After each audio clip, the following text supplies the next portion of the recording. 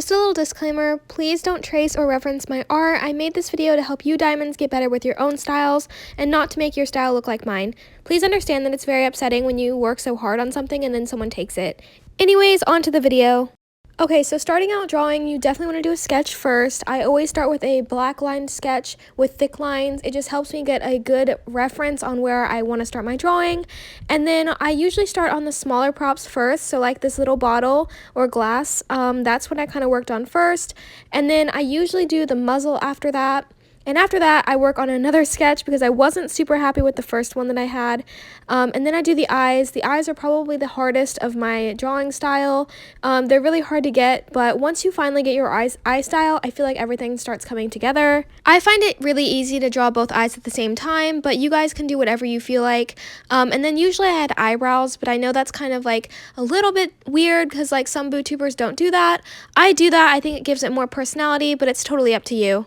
So while working on my line art, I usually use black lines because those are the easiest to see with the white background, but I know tons of people use different line colors and I think it makes it more fun. So usually if my character has hair, then I will outline the hair in a different color. So as you can see, I did the blue there.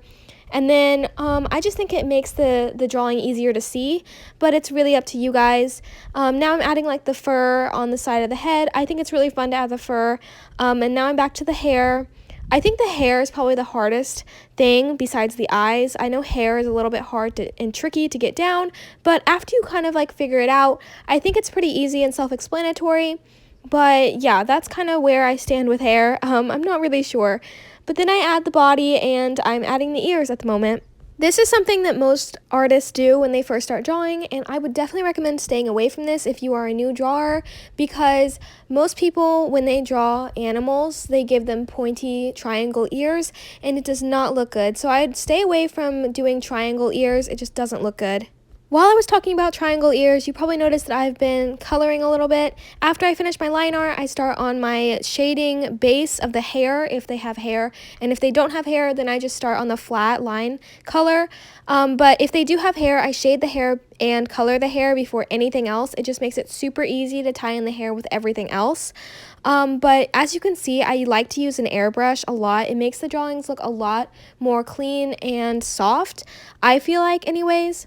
But anyways, back to shading the hair. When I shade, I usually use different colors just to make it easier to see. So as you can see, like the hair that I'm shading at the top has like this blue shade color. That's not going to stay. As you can see, when I finish the shading on the hair, it actually goes to like a light purple color. But when I see, yeah, it just changed. But when I usually shade, like before I airbrush all the shading, I do it in like a weird color because it makes it easier to see on the base of the character. So anyways, back to what I was saying, I love using an airbrush. I airbrush the base of the character, I airbrush the shading. I love using the airbrush. It gives so many different dimensions and colors to the character, so I'd recommend if you have an airbrush on your drawing app, use it because it is so fabulous. And another note to new artists, if you give your character blush on their cheeks, then it doesn't look good if you just give them pink circles. I would recommend using an airbrush for blush. It looks a lot better.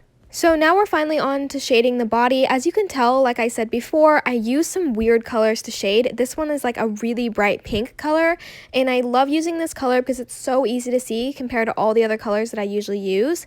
And as you can see, I kind of just put shading wherever, but I do think about where the light is coming from. You don't want to just randomly shade everywhere. You want to think where your light source is and then shade the parts that should be shaded. So I would recommend if you don't understand, then go look at like something in your house and see where the light's coming from and see where the shadow is. And with the ears, I used this little purple color. I probably should have used the pink again because the purple was a little bit harder to see against the gray, but I think it turned out okay. And now I'm coloring the lines. What I recommend for new artists, do not use black lines. Black lines look really, really bad unless it like fits with your style. As you can tell, I'm coloring the lines to make them look softer. I would recommend coloring the lines because using black lines does not look good. When I color the lines, I usually use a color that's very close to the color of the like character or the color of where the line is. And then after I color the lines, I usually add other like little fur textures as you can see. And when I do that, I usually make the background black so I can see where I'm placing the fur. Adding fur textures in your drawing gives it more of a dimension, and I really like how it looks. So if you don't have any other random like fur strands in your drawings, I'd recommend trying it and see if you like it, because it really helps your drawing come to life.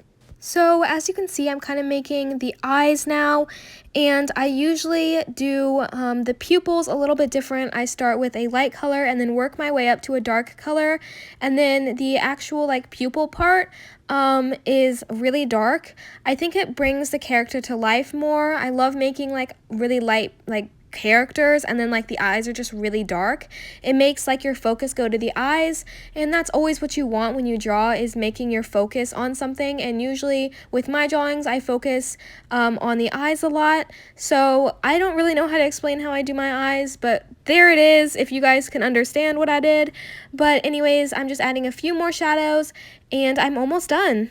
So the necklace kind of appeared there, and that's because I finished the drawing and then I was like, okay, something's missing. So I went back and added a necklace, and I think it looked really, really good. I think it tied in the drawing. So yeah, if you feel like you're missing something, then go back and look at your drawing and add something, because that's better than not adding something. And here's the drawing all done. I really, really love it, and I hope this video helped you guys. And this is my new profile picture, so let me know down in the comments what you think about my new profile. And yeah, so that's about it. Anyways, thank you Diamond so much for watching. I hope this video helped you perfect your drawing style, and let me know in the comments if you have any questions. I would be happy to answer. If you want to get art from me for a profile picture, I open commissions around every month on Instagram, so feel free to follow me and you will get notified when I open them again. My Instagram page is linked below. Also, please don't ask me to draw something for you. Commissions are about the only way you're going to be able to get art from me, and I also don't do art trades that often, and when I do, they're only open to Instagram mutuals. Anyways, I will see you diamonds in the next video. Bye everyone!